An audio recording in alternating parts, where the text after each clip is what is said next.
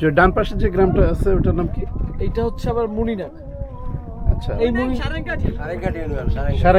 সারেঙ্গাটি জায়গার নাম মুনিনাক। এই যে মুনিনাকের খাল, এই যে আচ্ছা স্পেসিফিক দেখা যায় না? হ্যাঁ হ্যাঁ হ্যাঁ। আর এই যে এই বাম পাশে এটা হচ্ছে আপনার ওই রাজবাড়ি লঞ্চঘাট।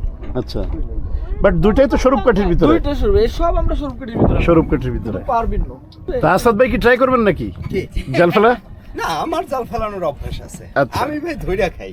প্রায় 1000 হাত। হ্যাঁ, সব পাতা যাইবে না, সব যতটুকু যায় আর কি। হ্যাঁ, এদিকে কৌসর ভাই ও হাসান ভাই জাল ফেলতে শুরু করেছে। এই জালটির প্রস্থ প্রায় 1000 হাত, আর পুরোপুরি ফেলতে আমাদের সময় লেগে যাবে প্রায় 30 মিনিটের মতো।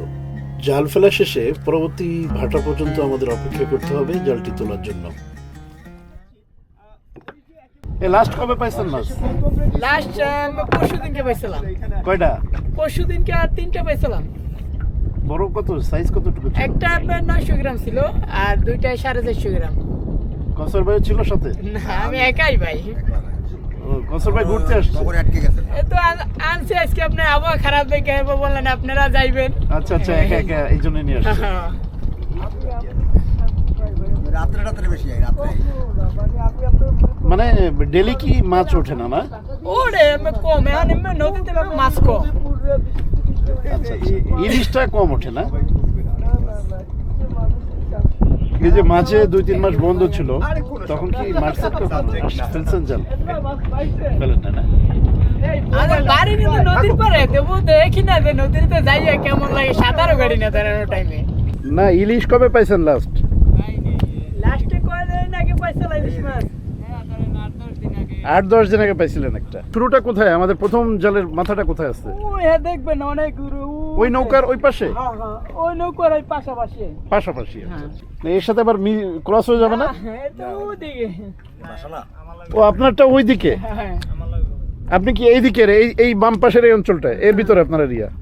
না মানে জাল উপর উঠে গেছে না, এটা জোয়ারে চলে গেছে রে মাথা। ও, আপনার মাথা চলে গেছে ওই পাশে। নিচে তো পানি, নিচে অনেক স্রোত। আচ্ছা, গভীরতা কত? 12 হাত আছে। এই জায়গায় মাত্র 12 হাত? 18 ফুট। আর মাঝখানে? মাঝখানে ধরেন জায়গায় জায়গায় আছে, ধরেন কম 18 ফুট, 20 ফুট, আবার দেখা যায় 80 ফুট। আনুমানিক প্রায় 2 ঘন্টা অপেক্ষার পর ভাটা শুরু হয়ে গেছে, আর আমরাও জাল তোলা নিয়ে ব্যস্ত। ওকে ম্যান। হাসান ভাই, কতক্ষণ লাগবে? এই ঘন্টা, 1.5 ঘন্টা লাগবে না। 1 ঘন্টা লাগবে পুরো জালটা তুলতে।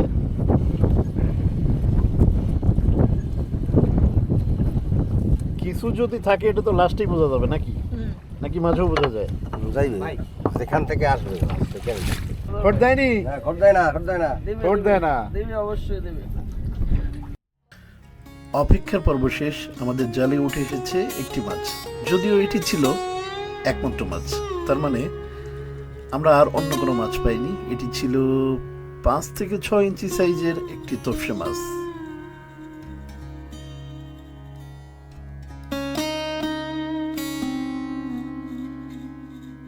ভাই, কি হলো? কিছু বলেন, কি হলো? কি হলো?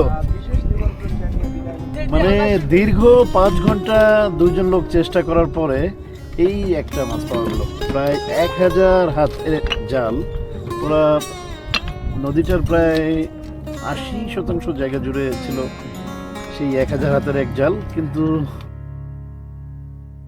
আমি জানি না আমি কি বলবো। তো অ্যাকচুয়ালি এখানে একটা বড় মেসেজ, যে বর্তমান নদীতে মাছের যে কত স্বল্পতা, এটা তারই একটা বাস্তব উদাহরণ। তো বন্ধুরা, আজকের মতো বিদায় নিচ্ছি সন্ধ্যা নদী থেকে। অনেক অনেক ভালো থাকবেন। দেখা হচ্ছে আগামীতে অন্য কোনো ভিডিওতে।